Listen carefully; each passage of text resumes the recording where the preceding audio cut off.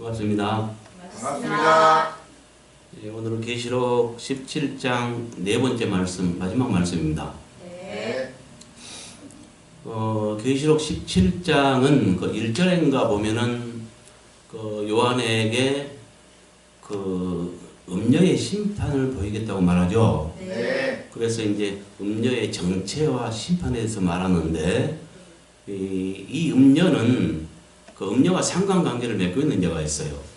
이 음녀는 일곱 머리 열뿔 짐승을 타고 있습니다. 네. 그래서 그 상관관계를 맺고 있는데 일곱 머리 열뿔 짐승이라는 것은 전에 설명을 드렸죠. 네. 일곱 머리는 전 세계 역사 속에서 그 하나님의 나라를 포함해서 세계를 지배하고 다스린 자, 그 일곱 왕국을 말하고요. 그러니까 외국, 아수르, 바벨론, 페르시아, 헬라, 로마, 앞으로 나타날 신흥로마까지를 말해요. 네. 그 다음에 열뿔은 일곱째 머리, 그렇게 일곱째 왕이 앞으로 나타날 그 신흥로마, 곧 거짓 그리스도, 세계 여러 나라들 42달 동안 다스리면서 자기가 하나님 좀 경배를 받을 거짓 그리스도에게 속한 자들이에요. 아멘. 그래서 그 열왕은 종말이 때는 정치가 모든 게 통합이 되는데 정치도 통합이 돼요. 종교도 통합이 되고 정치도 통합이 되는데 여러 나라가 통합되어서 단일 정부를 구성하고 그 중에 한 대표를 뽑아서 그가 세계 여러 나라를 42당을 다스리게 되는데 그 자가 바로 이제 거짓 그리스도이고요. 그 다음에 종교도 통합되어서 구교와 신교가 합하고요. 이 종교가 어디까지 합할지는 자세히는 모르겠어요. 이건 지켜봐야죠. 네, 근데 이제 세계 종교 통합을 하게 되고, 그 중에 한 수장이 뽑혀서, 뭡니까? 통합 종교를 다스리게 될 겁니다. 네. 이제가 바로 거짓 선지자예요. 예. 지금 계시록 17장은 종말의 때에 나타나서 세계 여러 나라 통합 종교를 다스릴 거짓 선지자에 대해서 말하고 있는 거예요. 예. 그래서 몇 절입니까? 전 시간에 이 음녀에 대해서 그 특징을 다 말했죠. 1절에 보면은 큰 음녀가 받을 심판을 보여주겠다고 말했죠. 예. 그 다음에 4절 보면 여기서 그 여자는 음녀를 말합니다. 그 음녀는 자줏빛과 붉은빛 옷을 입고 금과 보석과 진주로 꾸미고 손에 금잔을 가졌는데 가증한 물건과 온갖 음행이 더러운 것들이 가득하더라 그랬어요. 그러니까 이거는 그 여자의 특징을 말해준 건데요. 이 음녀가 무슨 옷을 입었어요? 자줏빛과 붉은빛 옷을 입었다 그랬어요. 이건 성직자 가운을 말합니다. 가톨릭 교회가 이러고 있더라고요. 그 다음에 손에 금잔을 가졌다는 라고 써졌는데 이게 손에 가진 금잔 이것도 그 가톨릭 교회에서 어떤 예배 어떤 의식을 행할 때 이것을 사용하더라고. 기명기구입니다. 네. 뭘 말하는지 알겠죠? 네. 그 중에 수장이라면 누구겠어요? 왕. 그러니까 무조건 교황 그러면 또 오해가 있으니까요. 배도 시대의 교황을 말합니다. 근데 배도 시대에는 종교가 통합이 됩니다. 아멘.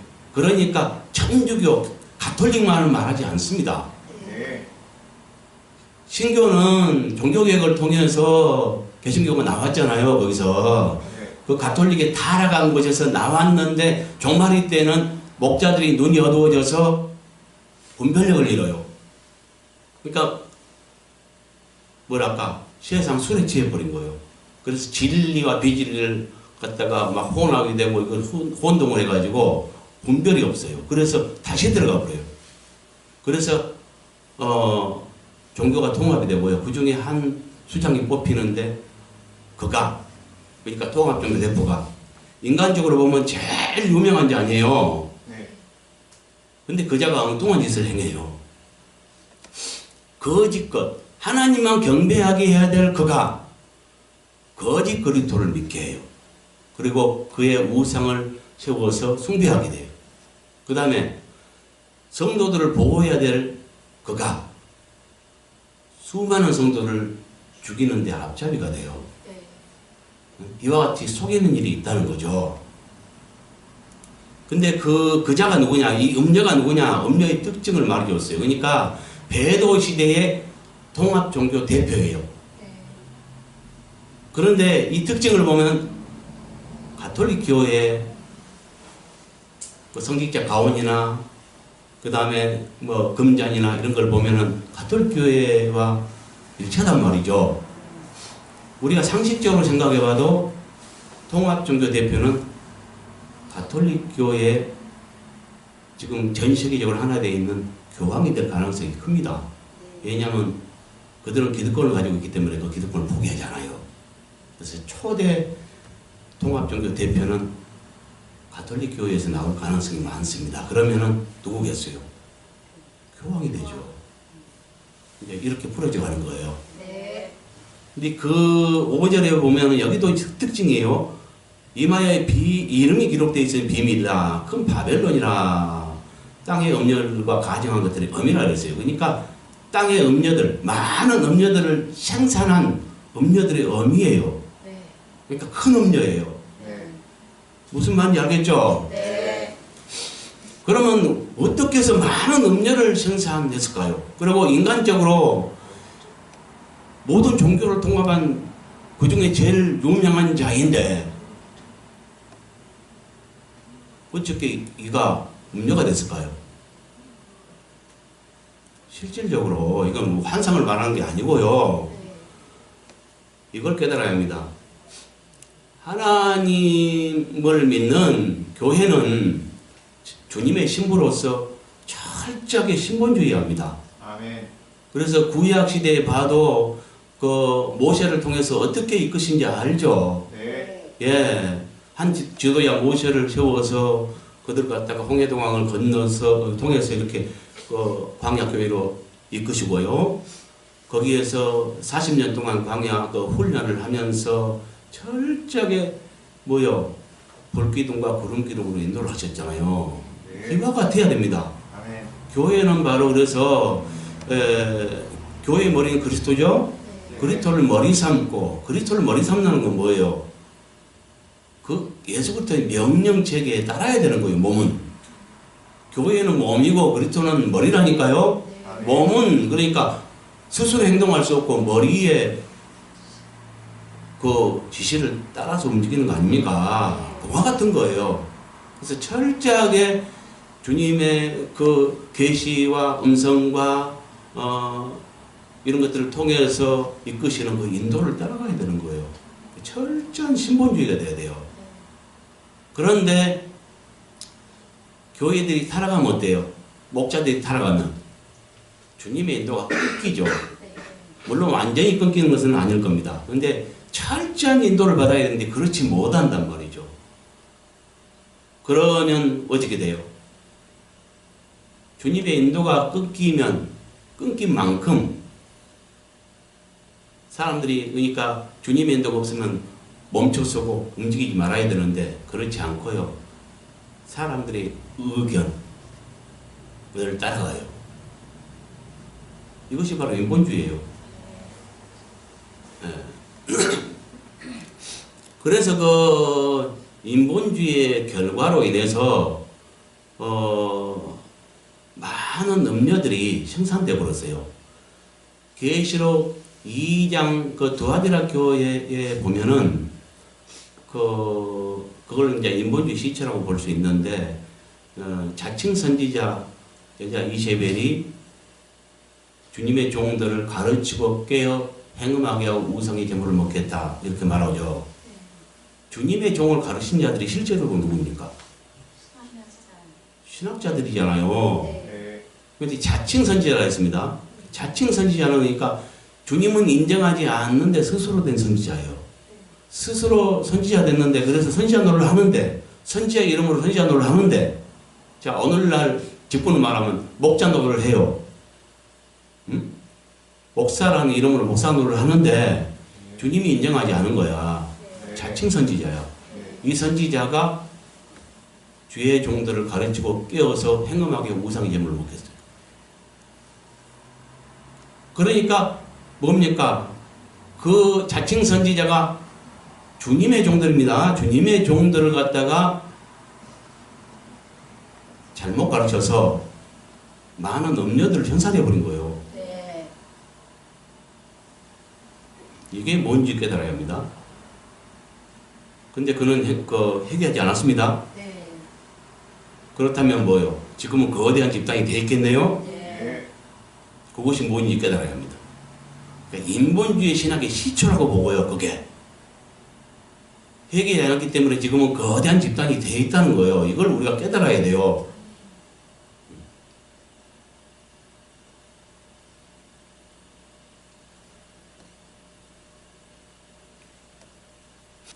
그래서 그 인본주의로 인해서 많은 음녀들이 탄생되고 있고, 근데 거기에서 우리가 깨달아 보면 그 음녀가 누구예요?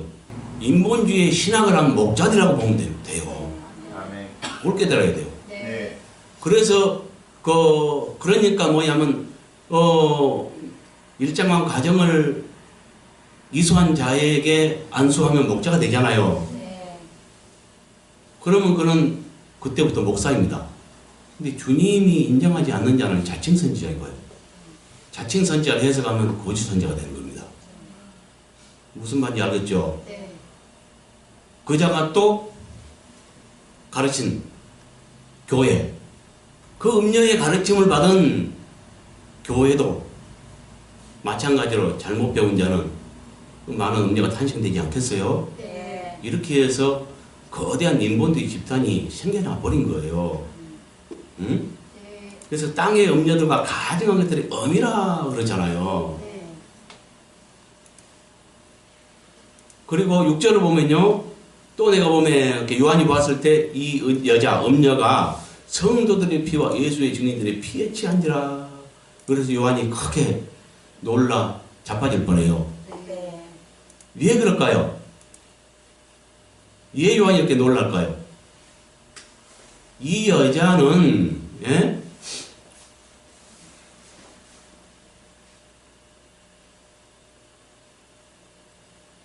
인간적으로 보면 교회 중에 제일 유명한 자여야 돼요. 네. 통합 종교 대표예요. 네.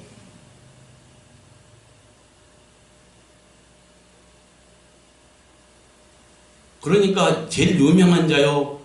이가 바로 뭡니까? 하나님만 경배해야 되고요. 하게 해야 되고요. 그 다음에 성도들을 보호해야 될 자가 그렇지 않고 성도들이 피에 취해 있어요. 성도들이 피에 취해 있다니까? 네. 수많은 성도를 잡아 죽인 거야. 그래서 요한이 깜짝 놀란 거예요. 그럼 이 자가 누구냐? 이 종말 때 일어날 사건인데 계시록 13장에 보면 이것에 대해서 분명하게 말해주죠. 땅에서 나온 짐승, 바다에 나온 짐승 두 짐승으로 그 종말이 때 세계에 일어날 사실 두 인물을 갖다가 비유하고 있는데 바다에서 나온 짐승은 아까 말했던 거짓 그리스도를 말하고 땅에서 나온 짐승은 거짓 선지자를 말한다 했죠. 네. 그 자가 뭔 일을 합니까? 바다에서 나온 짐승으로 상징된 거짓 그리스도를 위해서 우상을 만들게 하고 우상에 경배하지 않는 자는 몇인지 죽이게 해버려요. 네. 그래서 성도들을 죽음으로 몰고 가요.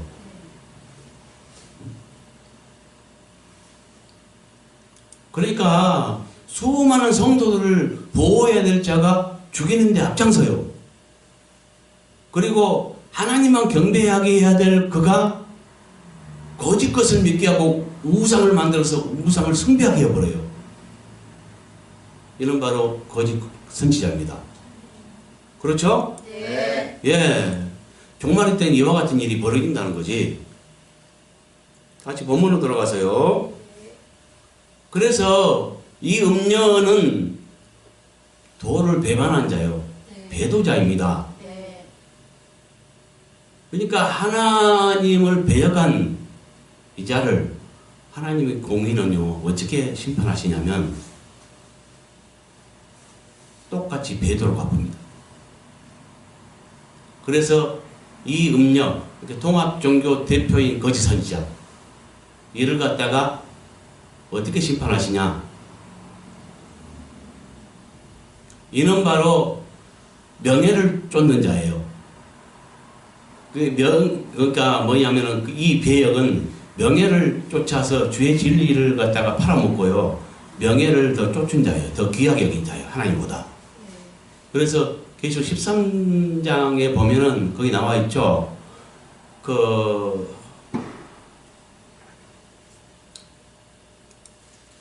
바다에서 나온 짐승, 첫 번째 그 짐승, 바다에 나온 짐승의 권세를 그가 이용하면서 대신에 그를 위해요. 그래서 우상을 만들어요. 이게 그의 권세를 사용한다니까요. 그의 온 세계의 여러 나라를 다스릴 거짓 그리스도의 권세를 나눠 쓰게 하면서 나눠 쓰면서 대신에 그를 위해서 일해줘요. 그래서 그를 우상화하고 그의 우상을 만들고 교회를 팔아먹는 거예요. 그 자에게 똑같이 갚아줍니다. 그래서 그들로 하여금 그들에게 당하도록 그들이 또 이 여자를 갖다가 이 여자는 그들을 위해서 일하는데 그들은 이 여자를 미워해서 망하게 하고 벌거벗게 하고 그래서 마지막에는 죄가 되게 해버려요. 그러니까 아무것도 남지 않도록 모든 것이 완전히 철저하게 망하도록 그렇게 만들어버립니다. 이것이 하나님의 공의예요. 이걸 지금 말합니다. 조금 서론이 길었는데 언어 비교 한번 먼저 해봅시다. 보는 과거시니까 보았던 그랬습니다. 물은 복수입니다. 백성도 복수이고 무리도 복수입니다. 여기도 본도 과거시이기 때문에 보았던도 했고요. 여기는 복수입니다. 뿔. 미워하여 여기도 여기는 미래 시제입니다. 망하게 하고 여기도 미래 시제입니다. 그 다음에 그이는 여성형입니다.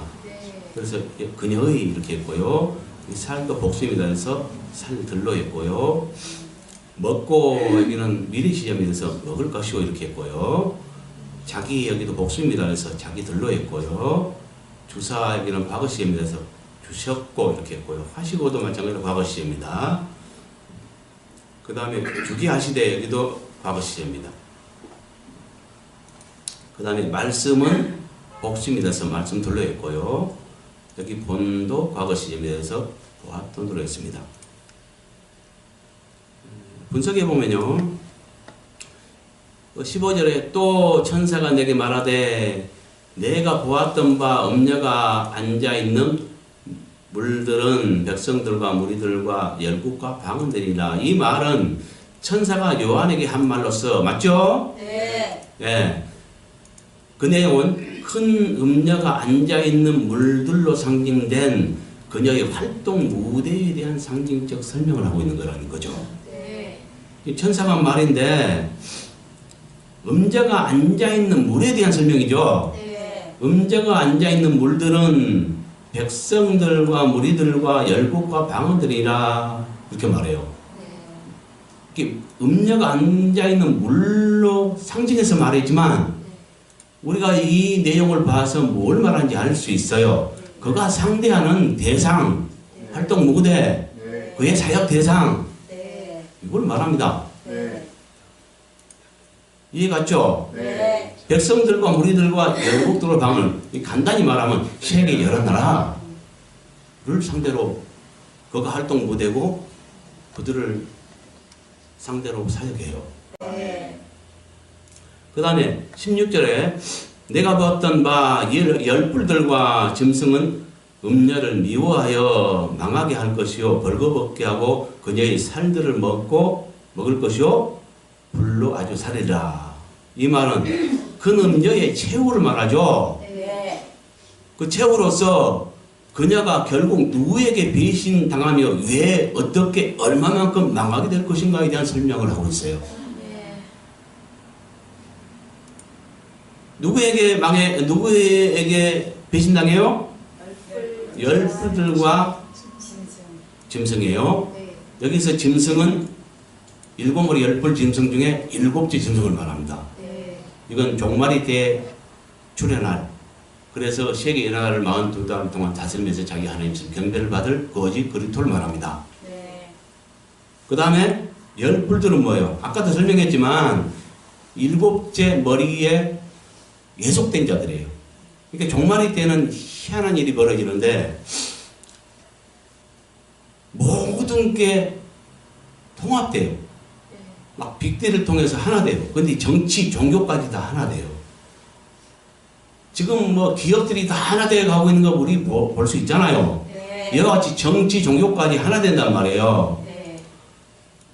그래서 열불은 뭐냐면은 이 짐승으로 형성된 거짓 그리스도가 속한 자인데 세계 여러 나라가 합해져서 그 중에 단일 정부를 구성하고 그 중에 한 대표를 뽑을 것인데 그 뽑힌 자가 바로 여기 짐승으로 말한 거짓 그리스도입니다. 그러니까 열불과 이 짐승과의 관계는 어떻게 되겠어요? 열불들 중에 대표가 짐승으로 형성된 거짓 그리스도니까 이 열불들은 짐승으로 형성된 거짓 그리스도에 예속된 자예요. 그래서 이들이 힘을 합해서 여러 나라 왕들이 이 거짓 그리스도를 도와요. 이런 관계예요. 예, 그러니까 하나된 관계죠. 이들이 누구를 어떻게 해요? 음녀를 미워해요. 미워해요. 그러니까 얘 망하게 하느냐? 미워해서 그래요. 그러니까 이것은 얘에 대한 답이 되겠죠. 어떻게 할 것이냐? 망하게 할 것이에요. 이건 어떻게 대한 답이 되겠죠. 그 다음에 어느 정도 망하게 할 것이냐? 여기에 대한 답은요, 벌거벗게 하고 그녀의 살들을 먹을 것이며 불로 아주 살아버려요. 이 벌거벗게 한다는 것은 뭐예요? 그의 수치를 드러내는 걸 말하죠. 예. 살들을 먹는다는 건 뭘 말할까요? 우리 이제 뭐 상징으로 쓰였기 때문에 어려운 부분인데 정확히 말할 수는 없으나 그의 어떤 재물들, 재산들, 가진 것들, 이것들을 갖다가 빼앗는, 탕진하게 하는 이런 것들을 말하지 않겠어요? 근데 이게 어느 정도 탕진할 것이냐, 어느 정도 망할 것이냐, 불로 아주 살라요. 여기 원어의 뜻은 불사르다, 재가 되게 하다, 이런 뜻이에요. 그러니까 어느 정도냐면은 이 어떤 데 불질러서 불나버리면 다 타고 죄만 남잖아요. 아무것도 안 남잖아요. 그와 같은. 그러니까 완전히 그 가진 것이 하나도 없이 몽땅 망해버리는 이걸 말해요. 이게 어떻게 현실적으로 이루어질까? 근데 이걸 깨달아 봐야 돼요. 근데 이미 나는 답을 다 말했습니다, 여러분에게. 어떻게 이 음녀가 철저하게 망해버릴 것이냐? 이 음녀의 재산이 뭐예요? 재산이 뭘까요? 예? 통합종교 대표니까 뭘 바탕으로 얘가 섰어요? 교회잖아. 그의 재산이라는 게 교회예요. 근데 배도 시대는 어떻게 해요? 그러니까 자기 재산과 같은 성도들을 보호해야 되는데 성도들을 피 흘리는 데 앞장선다니까요? 왜 그랬을까요? 물론 권력을 나눠갖기 위해서 그의 권력을 쓰면서 그를 도왔는데 이런 착각을 했을 겁니다. 뭐냐면 본보기로 그 반항한 자들 갖다가 이렇게 말 듣지 않는 자들 갖다가 몇 명 옥에 가두고 본보기로 몇 명 죽여놓으면 고분고분 말 잘 들을 줄 알았어요. 근데 성도들은요, 하나님을 사랑하는 진실한 자들은 하나님의 말씀을 중심 삼습니다. 계시록 14장 9절부터 12절에 보면 뭡니까? 두 가지 경고가 있죠. 하나는 그 바다에서 난 짐승으로 상징된 거짓 그리스도가 이제 경배를 받는데 그에게 경배하거나 그 다음에 종말일 때는 돈을 표로 바꾸고 그 매매수단을 표로 바꾸고 그 컴퓨터 돈이 생기죠. 그래서 이제 이마나 오른손이 받게 되는데 그 표가 없이는 아무 물건도 살 수 없게 해버립니다. 이 표를 받거나 거짓 그리스도에게 경배하거나 매매수단이 될 이 표를 받거나 하는 자는 영원토록 불 가운데 던져서 고통받게 하겠다고 경고했어요. 불못이 집어 던져본다는 거야. 진실한 자들은 이 말씀을 믿어요. 아멘. 영원토록 고통받지 않기 위해서 죽음도 불쌍합니다. 죽음을 두려워하지 않아요. 아멘. 그러니까 몇 명 본보기로 잡아 죽이면 끝날 줄 알았는데 아닌 거야. 이걸 착각할 겁니다. 이가. 네. 우리 그렇게 능히 예상할 수 있어요. 아멘. 그렇지 않겠어요? 네. 그래서 이 저항은 끝이 없게 되고 수많은 성도들이 죽여나가고 옥에 갇히는데도 그 중에 진실한 자들은 굴복하지 않아요. 그리고 진실치 못한 성도들과 세상은 말할 거 없고요. 이 가짜 신앙인들 이들은 어떻게 될까요? 표를 받습니다. 그러면 지옥 백성이 되어버리네요. 그러면 더 이상 하나님의 하나님의 교회라고 볼 수 없죠. 배역자들이니까. 그러니까 진실치 못한 자들은 배도함으로써 잃어버리고 진실한 자들은 다 죽음을 당하거나 갇히게 되고 이래저래 다 잃지 않겠어요?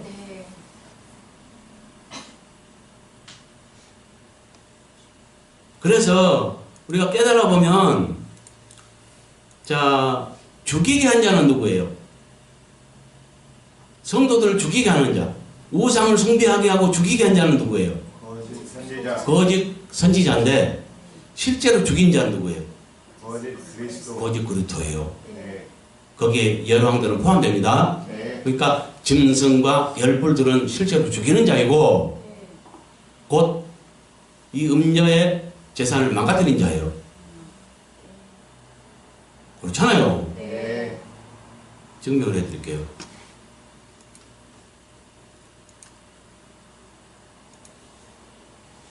자, 계시록 13장에 보면 바다에 사는 짐승이 나왔죠. 네. 이는 일곱 머리 열불 짐승이죠. 이가 5절에 보니까 42달 동안 일할 원시를 받습니다. 네. 입을 벌려서 하나님과 하늘에 사는 자들 비방합니다. 그 다음에 권세를 받아 성도들과 싸워 이기게 되고 그 다음에 세계 여러 나라를 다스리는 권세를 받습니다. 그러니까 이가 그 세계 여러 나라를 다스리는 권세를 받는데 걸림돌이 된 자가 누구냐? 성도들이에요. 왜냐하면 하나님 말씀 통해서 그가 가짜라는 것을 아는 자들은 거세게 저항하기 때문에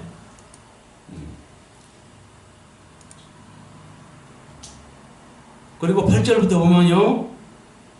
죽임을 당한 어린 양이 생명의 책에 장식으로 기록되지 못하고 땅에 사는 자들은 다 짐승의 경배예요. 그러니까 생명의 책에 기록되지 못한 자들, 그러니까 세상 사람들과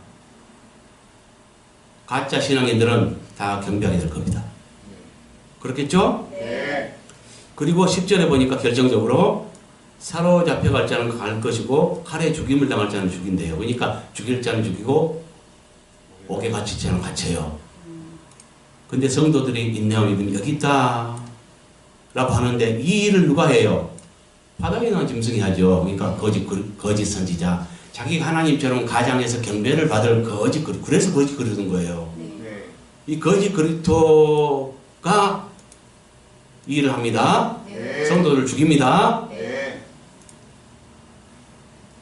또 11절부터 보면은 또 다른 짐승이 나오는데 땅에서 나와요. 이가 하늘에서 불이 내릴 정도의 큰 이적을 일으켜요. 네. 그러면서 14절에 보니까 그 이적으로 미혹해서 땅에 사는 사람들을 미혹해요. 네. 그래서 칼에 상하였다 살아난 자를 위해서 우상을 만들게 해요. 이 칼에 상하였다 살아난 자는 3절에 보면 바다에서 나온 짐승이 머리에 하나가 상하여 죽게 되었다가 기적적으로 살아납니다. 그러니까 바다에 나온 짐승 곧 거짓 그리스도를 말합니다. 시액의 지배자 거짓 그리스도를 위해서 우상을 만들게 하고요. 권세를 받아서 그 짐승의 우상에게 생기를 주어서 우상으로 말하게 하고요. 짐승의 우상에 경배하지 않는 자는 몇인지 죽이게 해요. 그러니까 성도들을 피 흘린 지 앞장서고 죽이게 하는 자는 누구예요? 땅에서 나온 짐승이죠. 네. 이는 계시록 19장 20절에 보니까 이 특징과 거짓 선지자의 특징이 똑같아요. 그러니까 여기서 땅에서 나온 짐승은 거짓 선지자입니다. 이 거짓 선지자는 성도들을 죽이게 하고요. 실제로 죽이는 자는 누구예요? 거짓 그리스도. 거짓 그리스도란 말이죠. 네. 이 거짓 그리스도에는 그러니까 짐승을 아까 그 짐승 본문에서 짐승 이가 바로 거짓 그리스도예요. 그리고 여기에 열왕 땅의 왕들 네. 이들이 포함됩니다. 그러면 이제 풀려졌죠. 그러니까 이 말의 의미를 알겠죠. 네.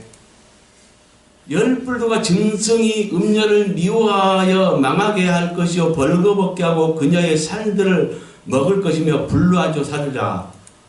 그냥 깨를 벗겨버리고 아무것도 남지 않도록 모든 가산을 탕진해 버리게 합니다.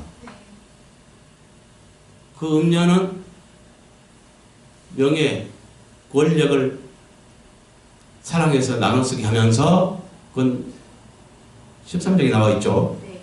그 권력을 쓰면서 대신에 그를 갖다 우상을 해줬어요. 그래서 그 거짓 그리스도를 이 음녀는 거짓 그리스도를 도와요. 이게 거짓 그리스도를 도운 것이 하나님 앞에서 무슨 일이냐? 배도한 거예요. 하나님을 배도한 거예요. 하나님만을 이렇게 교회 대표니까 하나님만을 이해하고 하나님만을 경배하게 해야 될 자가 우상을 만들어 놓고 거짓 것을 믿게 해버린다는 이야기죠. 우상 숭배를 하게 만들어 버려요. 배도했죠. 네.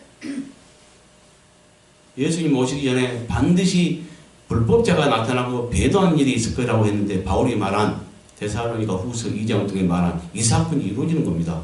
아멘. 네, 그래서 이 음녀가 하나님을 배도했기 때문에 이도 배신당하게 합니다. 이게 하나님의 공의예요. 그러니까 배신한 자를 그 배반으로 갚아주는 거예요.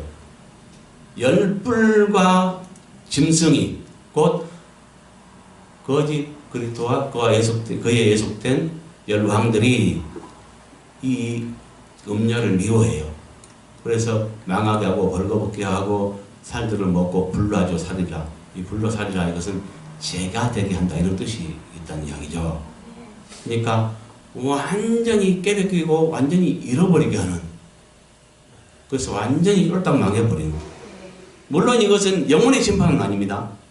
영혼의 심판은 이제 불못에 들어가요. 그건 계시록 19장에 나와 있습니다. 20절에. 아멘. 그런데 이제 불못에 산채로 이 두 짐승으로 형성된 두 인물, 종말일 때 세계를 다스릴 두 인물을 갖다 산채로 던져서 제일 먼저 유황불에 집어 던져버리죠. 잡아서. 예. 그건 영혼 심판이고, 이건 지금 육신 심판을 말해요. 아멘. 처량하죠? 네. 이걸 미리 말하는데도 소경된 자들은 명예를 쫓아서 애써 이걸 부인하면서 명예를 쫓을 거야. 눈이 감긴 자이죠. 네. 자, 17절에 보세요. 이는 하나님이 자기들의 뜻대로 할 마음을 그들에게 주셨고 한 뜻을 이루게 하셨으며 그들의 나라를 그 짐승에게 주게 하시되 하나님의 말씀들이 응하기까지 하심이라. 뭔 말이에요? 큰 음녀가 짐승으로 상징된 거짓 그리스도와 열불로 상징된 열 왕들에게 버림받아 철저하게 망할 것이 누구의 뜻에 의한 것인가에 대한 설명입니다. 네. 누구의 뜻이에요, 이게? 하나님의 하나님의 뜻이에요. 네. 이전에 설명을 드렸네요. 네. 배도자를 배도로 갚는다고. 네. 이게 하나님의 공이라니까요. 네. 바울이 말한 바 그 하나님의 공의의 표 뭐라 했습니까? 환난을 주는 자들에게는 환난으로 갚으시고 이렇게 환난을 주는 자들은 뭐요? 환난 받게 하고 하나님 이름 때문에 환난을 받는 자들에게는 안식으로 갚으시는 것이 하나님의 공의의 표라고 이렇게 말했잖아요. 네. 이와 같은 거예요. 그러니까 우리는 사랑 타령만 하는데 하나님의 공의의 속성 이걸 깨달아야 합니다. 네. 행한 대로 갚아주신다는 거. 네. 그 다음에 18절 또 내가 보았던 그 여자는 땅의 왕들을 다스리는 큰 성이라더라. 이 말은 큰 음녀가 누구인가에 대한 설명이죠. 네. 그냥 간단히 말하면 큰 음녀가 누구인가? 이 설명이에요. 좀 더 자세히 말하면 큰 음녀가 누구인가로서 귀신들의 처소가 되어버린 배도시대 교회의 타락한 목자들과의 상관관계에 대한 상징적 설명을 하고 있어요. 좀 말이 어렵죠? 네. 간단히 말하면 큰 음녀가 누구인가? 이 설명이라니까요. 내가 본 그 여자는 그 여자, 이 여자는 음녀였죠? 네. 음녀는 누구인가? 네. 그런데 그 누구인가를 배도시대에 있을 타락한 목자들과의 상관관계로 설명하고 있다는 거죠. 원어를 보면 임금들 이것은 개정하기 전 성경을 말하고요. 개역 개정은 왕들이라 있죠. 근데 이 말은 주권자, 백성의 지도자 이런 뜻을 가지고 있어요. 그러니까 지도자들이라고 번역할 수 있을 것입니다. 이래놓고 보면 이해가 가죠. 또 내가 보았던 그 여자는 땅의 지도자들을 다스리는 큰 성이라더라. 이 말은 요한이 보았던 그 여자 곧 큰 음녀에 대해서 그 음녀가 누구인가를 설명을 하되 땅의 왕으로 상징된 교회의 지도자들과의 관계를 설명하고 있다는 거죠. 이 지금 여기서 땅의 왕들이 위에 말한 열 왕들과 다르다는 것은 분명합니다. 왜냐하면 열불로 상징된 열 왕들과의 관계는 그 열불들이 여자를 배신해서 미워하여 망하게 하고 벌거벗게 하고 살을 먹고 불라조 살으리라. 완전히 배신했어요. 그런 관계이고 여기에서 18절은 또 하면서 또 다른 내용을 덧붙인 것입니다. 그래서 여기 땅의 왕들과는 위에 말한 열왕들과 다르다는 것. 그리고 땅의 왕, 땅은 교회를 상징하고 왕들은 지도자로 번역될 수 있다는 것. 이렇게 볼 때 여자로 상징된 그 큰 음녀, 곧 그 단체, 통합 종교 대표와 그 배도 시대의 교회의 지도자들, 곧 목자들과의 관계로 이 여자를 설명하고 있다는 것을 말합니다. 그래서 18절에 또 내가 보았던 그 여자는 땅의 지도자들을 다스리는 큰 성이라더라. 이 말은 큰 음녀가 누구인가로서 귀신들이 저수가 되어버린 배도시대 교회의 타락한 목자들과의 상관관계에 대한 상징적 설명을 말합니다. 자 보세요. 다시 돌아갑니다. 오해 소지가 있기 때문에요. 자, 계시록 13장에는 두 인물, 종말의 때에 전 세계 여러 나라가 두 인물에 대해서 다스려지는데, 여기서는 두 인물에 대해서 말하고 있는데요. 상징에 말하고 있죠. 바다에서 한 짐승이 나왔는데, 이는 일곱 머리 열불 짐승이에요. 네. 이는 5절에서 보니까 42달 동안 세계 여러 나라를 다스릴 자예요. 네. 그렇죠? 네. 그러면서 자기가 하나님처럼 경배를 받을 자예요. 네. 그렇죠? 네. 그러니까 뭐예요? 자기가 하나님처럼 가장하면서 경배를 받아요. 거짓 그리스도를 말해요. 네. 그리스도의 오심을 성경에 약속했는데 그 이스라엘은 그 약속을 받았지만 초림주를 죽였어요. 그럼 안 믿어요. 그러면 그들은 어떨까요? 여전히 그 예언을 믿겠죠. 네. 근데 진짜가 올 때는 안 믿었는데 가짜가 나올 때는 믿는다 그랬습니다. 네. 그래서 주님 오시기 전에 반드시 먼저 가짜가 나타나는데 거짓 그리스도를 믿게 돼요. 이는 바로 이제 그러니까 자기가 하나님처럼 경배를 받으니까 가장된 거짓 그리스도를 말하는 거예요. 네. 이건 어렵지 않아요. 네. 근데 11절에서부터 말하는 땅에서 나온 짐승, 이 짐승은 자, 큰 이적을 행하죠. 네. 그 다음에 그 이적을 행함으로 땅에 거하는 자들을 미혹한다. 이 땅이 뭐냐? 땅이라고 하는 것은 생명의 씨가 뿌려지고 생명체가 나와서 자라는 장소를 말해요. 네. 항상 두 방면을 말하죠. 네. 영적 생명이 나하고 자라는 장소거든요. 네. 교회죠. 네. 이걸 상징한다는 거죠. 아멘. 반대로 바다와 땅은 반대예요. 네. 바다에서 나온 짐승을 어디입니까? 그 다니엘서에 말하고 있죠. 다니엘서에는 네 짐승이 7장입니까? 거기에 말하죠.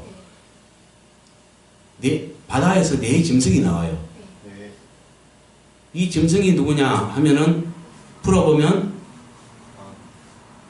네 왕을 말해요. 세계를 지배했던 네 왕을 말해요. 네. 거기에 뭐 헬라 왕이요 이런 말을 말하고 있어요. 그러니까 네. 헬라 왕 알렉산더 이들을 말해요. 실제적인 인물을 말한다니까요. 아멘.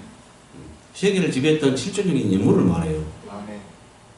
근데 그들이 알렉산더 그러니까 헬라 왕이 바다에서 나왔습니까? 정치는 세상에서 간 것이요 세상에서 나왔죠. 네. 이 세상 그러니까 바다는 세상을 상징하는 거예요. 아멘. 바다와 땅의 관계 창세기에도 봐도 땅은 그 물이 우물 마래물을 나누고요. 그래서 물을 한 곳으로 모으고 묻히 솟아나라 해서 솟아난 것을 땅이라 칭해요. 네. 그럼 솟아나기 전에는 어땠습니까? 혼돈 상태에 있었고, 그렇죠. 물 가운데 묻혀 있다가 물이 한 곳으로 탁 모이면서 묻히 드러났잖아요. 네. 드러난 곳, 물 속에서 드러나는 곳, 이것을 땅이라고 하는 거예요.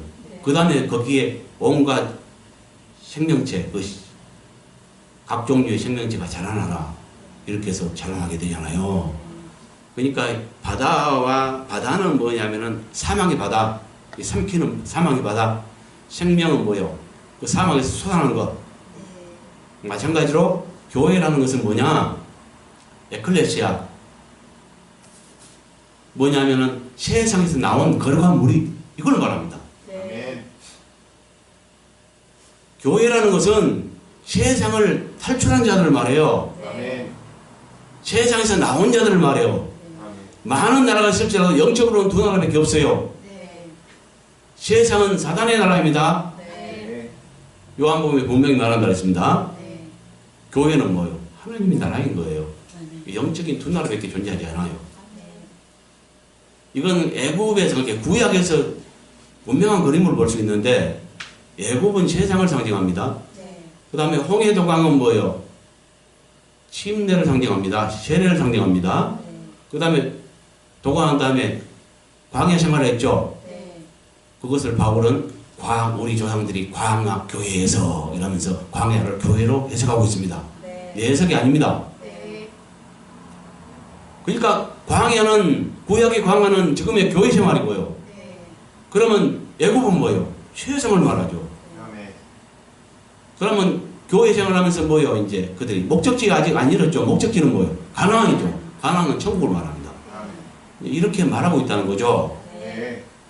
그러니까 세상과 교회는 정반대로서 교회는 세상에서 나와서 거룩하게 된 무리, 세상 탈출자, 마치 애굽을 탈출하듯이 세상을 탈출한 무리들을 교회라고 하는 거예요. 네. 이해갔습니까? 네. 창세기에서도 그 그림을 볼 수 있고요. 출애굽 사건에서 그 그림을 볼 수가 있는 겁니다. 네.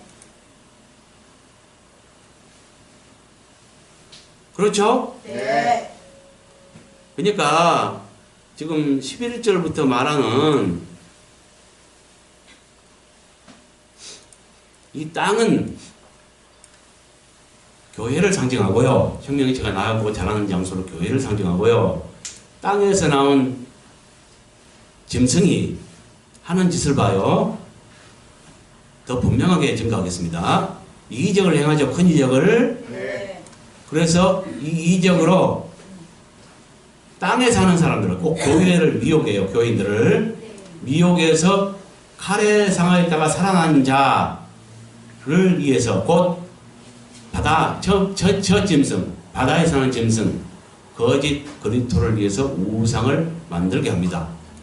그러면서 우상에게 경배하지 않는 자는 몇인지 죽이게 합니다. 네. 이 땅에서 나오는 짐승의 특징과 계시록 20장 19장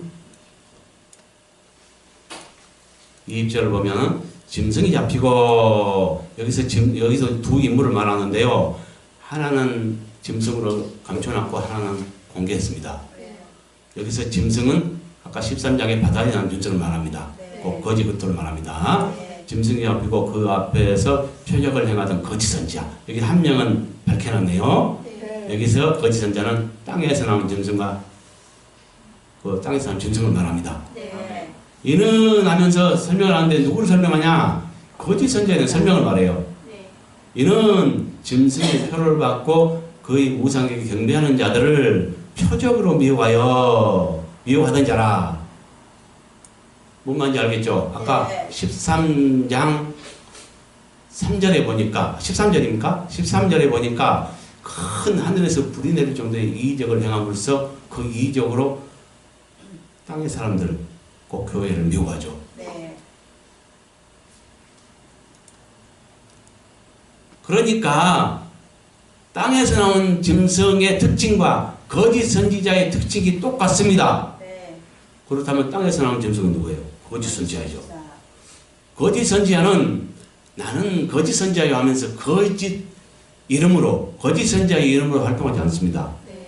선지자의 이름으로 활동하죠. 네. 곧 지금 쓰는 목자의 이름으로, 목사라는 이름으로, 아니면 가톨릭에서 나온 자라면 그 수장이니까 교황이라는 이름으로 이렇게 지금 명칭을 쓰겠죠. 네. 이렇게 선지자 이름으로 활동하나 주님에 의해서 거짓으로 밝혀진 거죠. 네. 선지자가 어디서 나옵니까? 네. 교회에서 나오죠. 네. 그러니까 뭐요? 땅에서 나온 짐승은 거짓 선지자요. 그 땅은 교회를 말하는 거죠. 네. 이해갔습니까? 네. 이렇게 땅의 사람, 여기서도 지금 아까 그 13장에서도 이적으로 땅의 사람들을 미혹한다는 것은 교회를 미혹한다고 보시면 되고요. 네. 다시 돌아가세요. 내가 본 바, 요한이 본 바, 그 여자는 땅의 왕들을 다스리는 큰 성이라더라 그랬죠. 네. 이 여자, 이 음녀는 누구냐? 아까 말했죠. 통합 종교 대표인 거짓 선지자라고. 네. 네.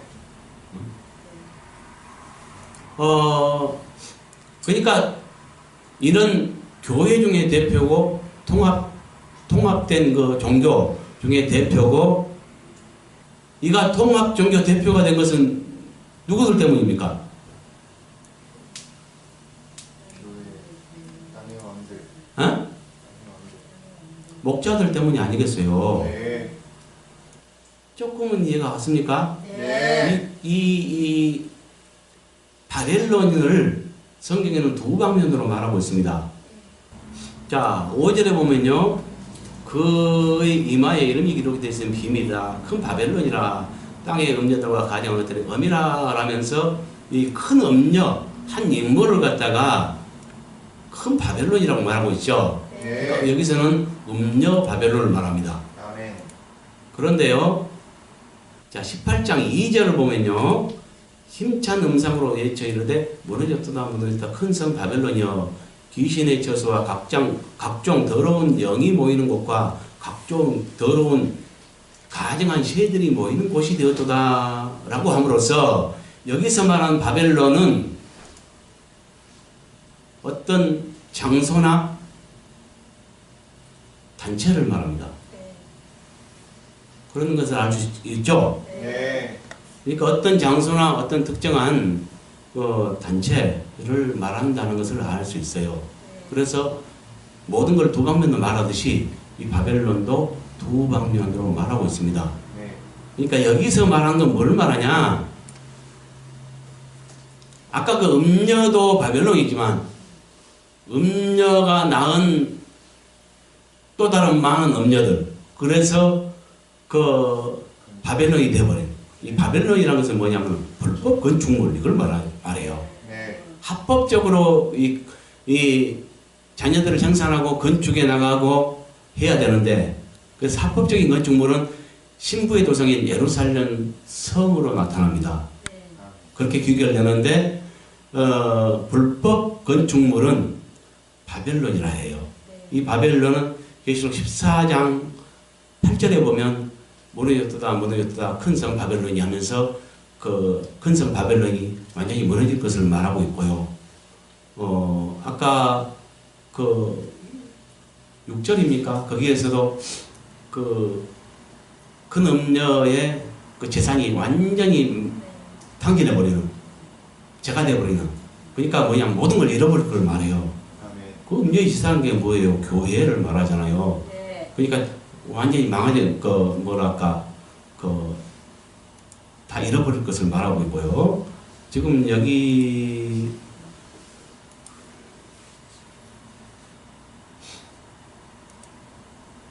18장 2절에서 말하는 이 바벨론은 온갖 귀신의 처소가 되어버린 곳으로서 그 음녀의 불법 건축물의 집합체, 단체, 그 자녀들의 집합체, 이걸 말해요. 뭔 말인지 알겠어요? 네. 예. 그래서 두 방면으로 말하고 있다는 것.